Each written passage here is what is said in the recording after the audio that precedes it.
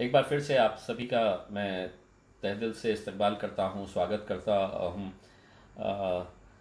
धीरे धीरे हम उस दिन के करीब आ रहे हैं कि जब टोटल लॉकडाउन ख़त्म हो जाएगा और हम भी बाहर निकल पाएंगे, लेकिन उसके लिए अभी कुछ दिन और इंतज़ार हमें करना है। मैं आज यहाँ पर आप लोगों से एक बार फिर से संबोधित करने का, बातचीत करने का इस वजह से फ़ैसला लिया है कि कुछ नए कानून आए हैं। जैसा कि पहले सरकार ने ये फैसला किया था कि जितने भी माइग्रेंट्स हैं या वो लोग जो औरंगाबाद में फंसे हुए हैं और उन्हें अपने अपने गांव जाना है, अपने ज़िले जाना है, अपने शहर जाना है या महाराष्ट्र के बाहर जाना है, उन सब के लिए कंपलसरी किया गया था कि वो मेडिकल सर्टिफिकेट हासिल करे किसी भी डॉक्टर से, और वो डॉक्टर ने ये प्रेस्क्राइब करे कि इन्हें कोई भी ऐसे सिम्टम्स नहीं है जिससे वो ट्रैवल नहीं कर सकते हैं। आज गवर्नमेंट ने उसके अंदर कुछ रेक्टिफाई किया है, उसे इम्प्रूव किया है, और उस गाइडलाइंस के तहत अब आज के बाद जितने भी लोग ट्रैवल करना चाह रहे हैं, औरंगाबाद के बाहर जाना चाह रहे हैं, उन्हें मेडिकल सर्टिफिकेट हासिल करने की ज़रूरत नहीं है। यानी कि अगर बहुत बड़ा ग्रुप अगर कल कोई ट्रेन से जा रहा है, इन सबको वहाँ पर महानगर पालिका के डॉक्टर्स या गवर्नमेंट के जो भी डॉक्टर्स की टीम रहेगी, वहाँ पर वो लोग उन्हें उनके टेम्परेचर चेक कर लेंगे और सभी का एक लिस्ट तैयार करके दे दी जाएगी कि इनमें से जितने भी लोग ये टेस्ट किए गए हैं वो कोई भी कोविड-19 या इन्हें किसी भी तरह का कोई सिम्टम नहीं है। तो अभी तक जो डॉक्टर्स के पास जो रश देखने को मिल रहा था, वो अब कल से पूरी तरह से ख़त्म हो जाएगा। लेकिन जो माइग्रेंट्स है दूसरे राज्यों के, विशेषकर बिहार के, उत्तर प्रदेश के, झारखंड के, पश्चिम बंगाल के, इन लोगों को अपने डॉक्यूमेंट्स सबमिट करना ज़रूरी है, क्योंकि आप लोगों के लिए जो ट्रेन का इंतज़ाम किया जा रहा है वो पूरी लिस्ट तैयार करके हमें जिलाधिकारी दफ्तर के अंदर सौंपना है। तो वो काम हमारा जारी रहेगा। जब ये नोटिफिकेशन आया था तो एक दिक्कत लोगों के सामने ये आई थी कि गवर्नमेंट ने तो कह दिया था कि नोटिफिकेशन के जरिए कि जिन जिन लोगों को जाने का है, उन्होंने अपना वेबसाइट दे दिया था कि इस वेबसाइट के ऊपर आप ऑनलाइन अप्लाई कर दीजिएगा, आपका आधार कार्ड उसको अटैच कर दीजिएगा और मेडिकल सर्टिफिकेट। अब इनिशियली बड़ी दिक्कतें ये आई कि कई जगह से हमें डॉक्टर्स के सर्टिफिकेट नहीं मिल रहे थे। हमने पर्सनली बहुत सारे डॉक्टर्स को रिक्वेस्ट किया, और जब लोगों की दिक्कतें हमें समझ में आई तो मैंने खुद ने अपने ऑफिस के ऊपर दिल्ली गेट के ऊपर एक हेल्प डेस्क स्टार्ट किया। एक सुविधा केंद्र एक तौर से था इन लोगों के लिए जिनके पास कोई स्मार्टफोन नहीं है, जो ऑनलाइन किस तरह से फॉर्म भरना है ये जानते नहीं थे, मेडिकल सर्टिफिकेट कहाँ से लाना है इनके लिए बड़ी दिक्कत हो रही थी। तो एक हमने हेल्प डेस्क तैयार किया। तमाम डॉक्टर्स को मैंने रिक्वेस्ट किया, करीब 10 डॉक्टर्स की टीम मेरे ऑफिस के ऊपर आकर बैठती थी, और जो लोग वहां पर आ रहे थे उन सब का मेडिकल चेकअप करके उनको सबको सर्टिफाई वहां पे किया जा रहा था। उनके डॉक्यूमेंट्स हम लोग वहीं पर हासिल कर रहे थे, डॉक्यूमेंट्स हासिल करके उनके फॉर्म भरने का, और वहीं का वहीं हमारी 10-15 लोगों की टीम थी जो ऑनलाइन वहां पे फॉर्म सबमिट कर रही थी। और जैसे ही इनका ट्रैवल पास आ जा रहा था पुलिस कमिश्नर ऑफिस के जरिए हो, तो वो पास हम उनका प्रिंट आउट निकाल के उन्हें दे रहे थे। मुझे खुशी इस बात की है कि जब ये ट्रैवल पास उन्हें दिया जा रहा था, इतने ऐसे लोग थे जो ट्रैवल पास जब उनके हाथ में आ रहा था तो वो लिटरली रो रहे थे, क्योंकि उन्हें बस इतनी बेचैनी थी कि हमें अपने घर जाना है, हमें अपने माता पिता के पास जाने का है, हमें अपने घर वालों के रिश्तेदारों के पास जाना है। कईयों को ये था कि नहीं, बस किसी भी तरह हमें अपने गांव पहुंचा दे। तो वो जो एक खुशी थी, अब इसमें हमने खुद नहीं अंदाजा लगाए थे कि इतना बड़ा रिस्पांस मिलेगा ऐसे लोगों का। ये जो काम हमने हेल्प डेस्क किए थे, ये अगर देखा जाए तो ये मेरा काम नहीं था, ये किसी गवर्नमेंट डिपार्टमेंट ने इसे हैंडल करना चाहिए था, लेकिन कोई भी आगे नहीं आया, कोई नहीं करने के लिए तैयार था। तो इसीलिए हमने अपने तौर के ऊपर ये जिम्मेदारी ली कि इन लोगों की मदद हम करेंगे करके। और हमें भी ये अंदाजा नहीं था, तो बहुत भीड़ वहां पर इकट्ठा हुई। पहले दिन हमें दिक्कतों का सामना करना पड़ा कि सोशल डिस्टेंसिंग के नॉर्म्स थे।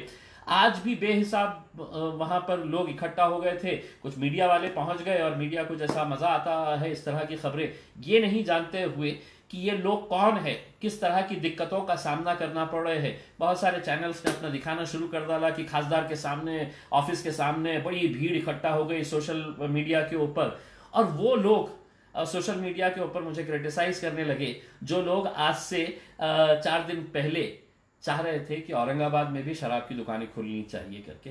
उस वक्त मैं अकेला था जिसने ये स्टैंड लिया कि नहीं, औरंगाबाद ज़िले के अंदर हम शराब की दुकानें नहीं खोलने देंगे। और वो निर्णय हमारा सही इसलिए साबित हुआ कि जब मुंबई के अंदर हमने देखे, दूसरे शहरों के अंदर हमने देखे कि काय का सोशल डिस्टेंसिंग का, लोग एक दूसरे के आंख के ऊपर चढ़कर शराब की बोतलें हासिल करने के लिए जिस तरह का एक हुजूम इकट्ठा हो रहा था, आखिरकार जो फैसला हमने लिया था, मुंबई को वही फैसला मजबूरन लेना पड़ा और कल रात से उन्हें भी अपना डिसीजन कैंसिल करना पड़ा। तो ये लोग जो मुझसे नाराज थे, मुझसे खफा थे कि इसने शराब की दुकानें हमारे पास कैसा नहीं खुलने दिया, तो वो लोग आज मुझे इस बात के ऊपर क्रिटिसाइज कर रहे हैं कि देखो दफ्तर के सामने कितना, लेकिन उनकी पीड़ा समझिए, उनकी दर्द समझिए, वो क्यों वहां पर इकट्ठा हो। उन्हें ऐसा लग रहा था कि अगर मैं लाइन तोड़कर सबसे आगे खड़े रहूंगा तो मुझे पहले जाने का मौका मिला जाएगा। ये दिक्कतें थी, हमने बहुत हद तक इसको कंट्रोल करने की कोशिश की थी, लेकिन जैसा मैंने आपको कहा है ये मेरा काम नहीं था, ये सरकारी डिपार्टमेंट का काम था। खैर हमने किया है,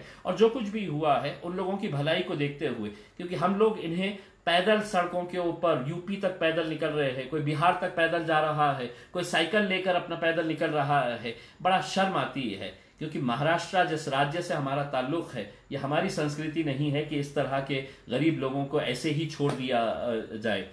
आज अच्छी बात यह है कि आज पहली ट्रेन यहां से आज रवाना हुई है जो मध्य प्रदेश भोपाल के लिए निकली है। उस ट्रेन के अंदर 1200 मुसाफिरों को हमने बिठाकर आए हैं। तो आज यहां से पहली ट्रेन भोपाल के लिए गई है, औरंगाबाद से डायरेक्ट वो भोपाल जाएगी, बीच में कहीं पर भी नहीं रुकेंगी। उन्हें खाने का इंतजाम वहां की सरकार ने ही प्रोवाइड किया गया था, उनका पूरा मेडिकल चेकअप रेलवे स्टेशन के ऊपर किया गया है। कल एक और ट्रेन मध्य प्रदेश के लिए जाएगी जो जबलपुर जाएगी, तो कल जबलपुर जाएगी। हमें ऐसा लगता है कि भोपाल के लिए और एक ट्रेन की जरूरत पड़ेगी।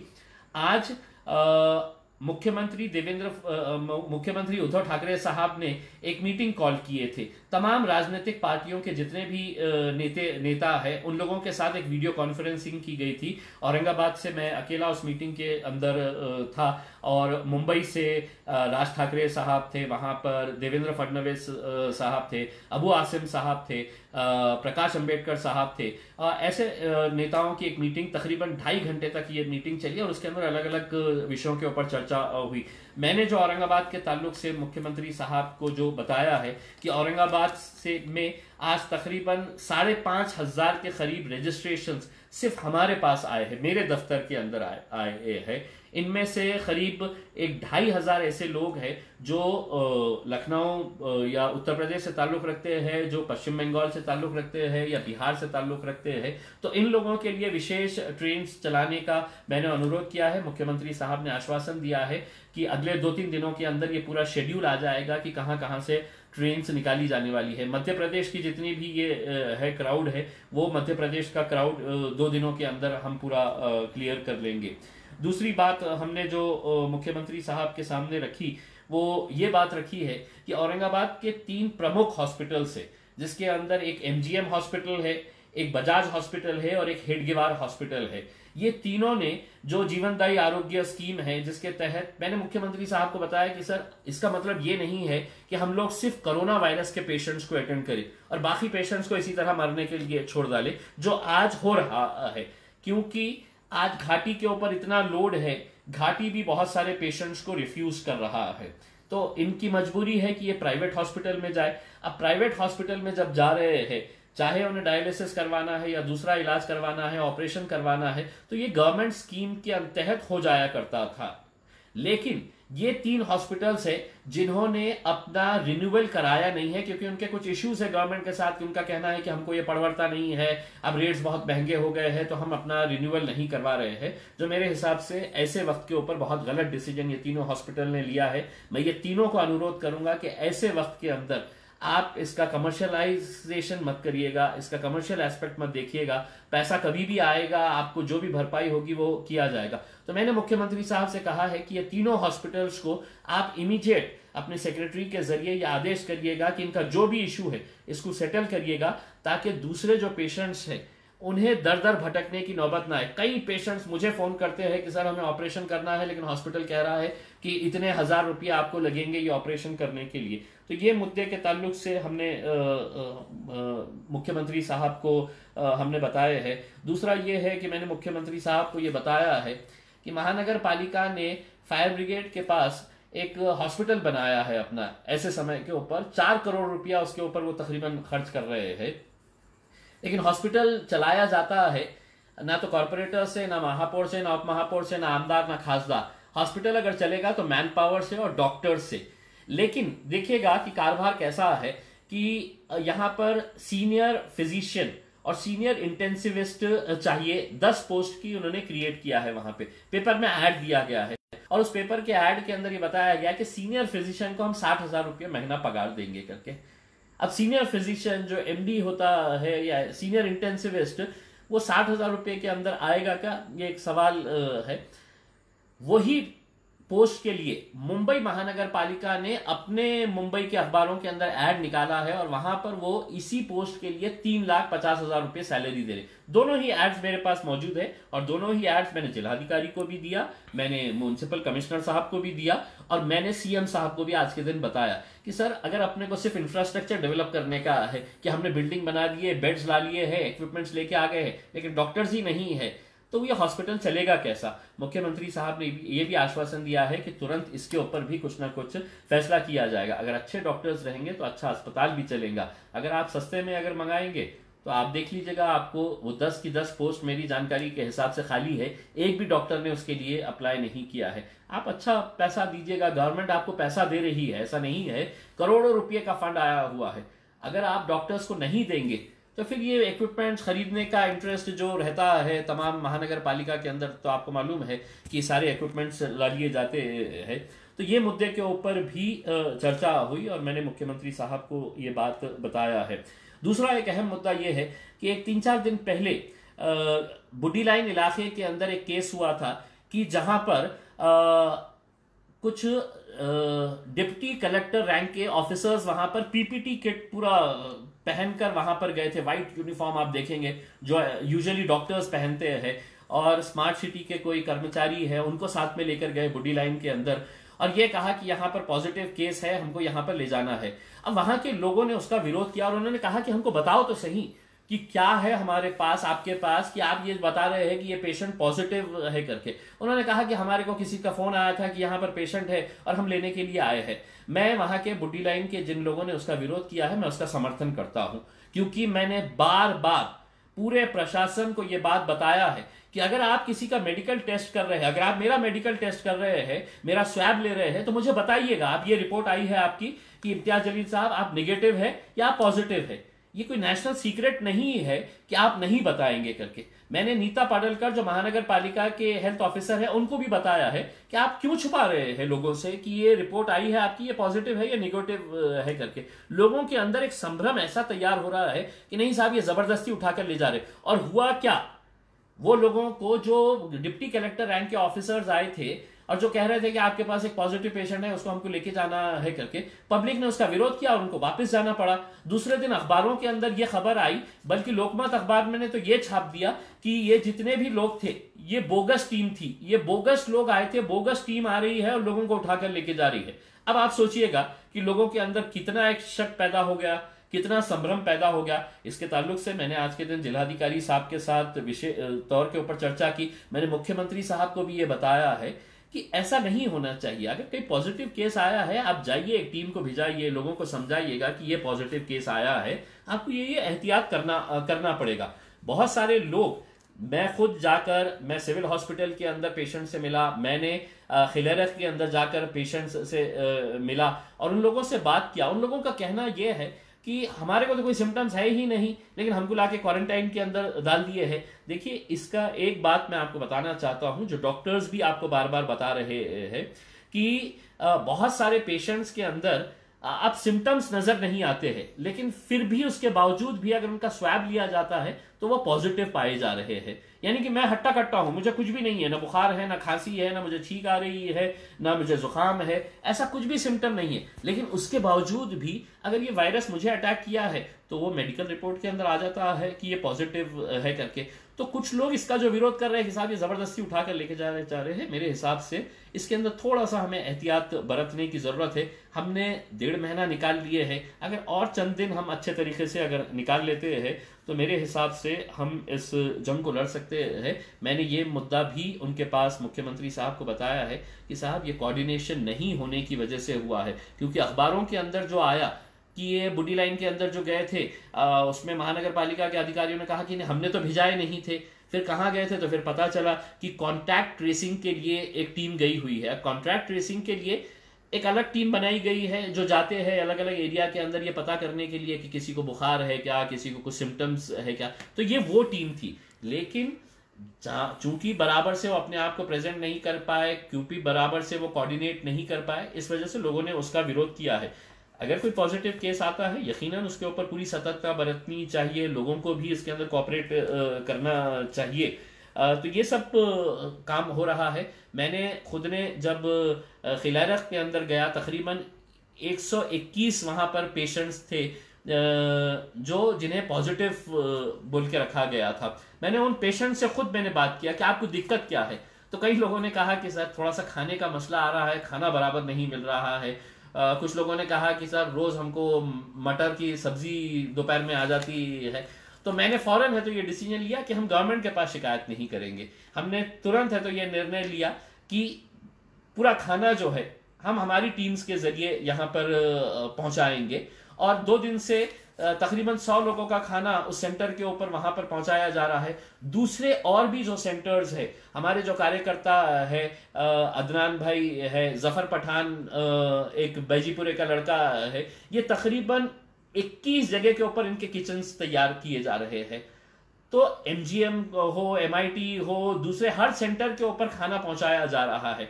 तो वहां के लोगों की शिकायतें बस इतनी है कि साहब थोड़ा सा खाना, पानी नहीं मिल रहा है। अब पानी के लिए हमने प्रशासन से कहा है कि आप पानी कम से कम वहां पे पहुंचाया जाए। एक वीडियो वायरल हो रहा है कि सिविल हॉस्पिटल के अंदर पानी नहीं है, वो 8 दिन पुराना वीडियो है, लेकिन जब वो वायरल होता है तो उसकी कोई लाइफ नहीं रहती है, तो वो एक महीने तक वही वीडियो चलते रहता है। मैंने खुद ने कल सिविल हॉस्पिटल के अंदर पर्सनली गया था, वहां पर डिस्ट्रिक्ट कलेक्टर उदय चौधरी साहब, वहां के सिविल सर्जन कुलकर्णी साहब और वहां के पूरे मेडिकल स्टाफ के साथ बैठ के हमने वहां पर मीटिंग किए और ये मुद्दे उनको बताए हैं कि आपको अगर कोई दिक्कत आ रही है, मुझे भी मालूम है डॉक्टर्स को बहुत मुश्किलों के अंदर वो लोग काम कर रहे हैं, एडमिनिस्ट्रेशन, पुलिस डिपार्टमेंट बड़ी मुश्किलों के अंदर काम कर रहा है, उनके साथ हम पूरी तरह से सहयोग कर, और हम ये एक्सपेक्ट नहीं कर रहे हैं कि अगर आप मटर की सब्जी दे रहे हैं तो मटर की सब्जी दे, अगर लेकिन वहां के लोगों को अगर दिक्कत हो रही है तो आप हमें बता दीजिएगा। हम कई लोगों का खाना वहां पे पहुंचा रहे हैं। वहां के सिविल हॉस्पिटल के अंदर हमारे कार्यकर्ता है इब्तिसाम साबिरी,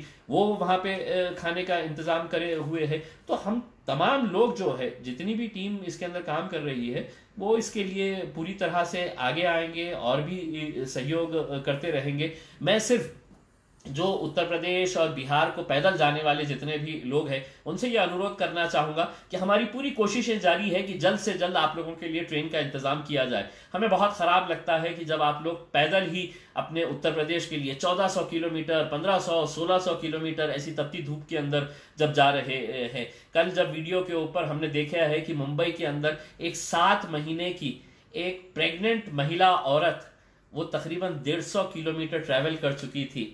मेरे हिसाब से वो देखकर किसी को भी अफसोस होना चाहिए, किसी को भी शर्म आनी चाहिए कि ये हमारा राज्य नहीं हो सकता है, हमारे देश के अंदर इस तरह की ऐसी हरकतें नहीं होनी चाहिए।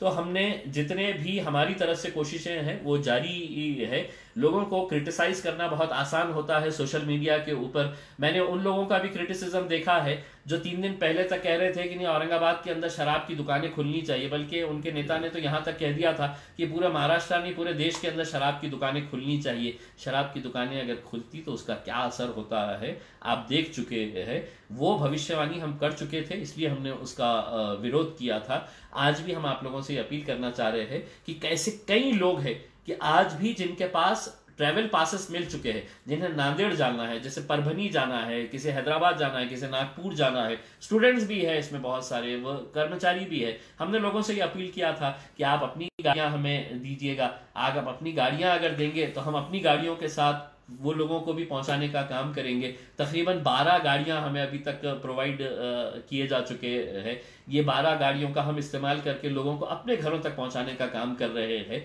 मैंने ये बात भी मुख्यमंत्री साहब को बताया है कि आप जिलाधिकारी को बताइएगा कि जल्द से जल्द पब्लिक ट्रांसपोर्ट स्टार्ट किया जाए, और हमें उम्मीद है कि अगले 1-2 दिन के अंदर जो एसटी की बसेस है, वो एसटी की बसेस ऑपरेट करने के लिए हमने जो मांग रखी है वो भी काम शुरू हो जाएगा। और एसटी की बसेस जब शुरू होती है तो जितने भी लोग अभी भी फंसे पड़े हुए हैं वो लोगों को वहां पर पहुंचने में आसानी होगी। हमारी तरफ से पूरी कोशिशें जारी है।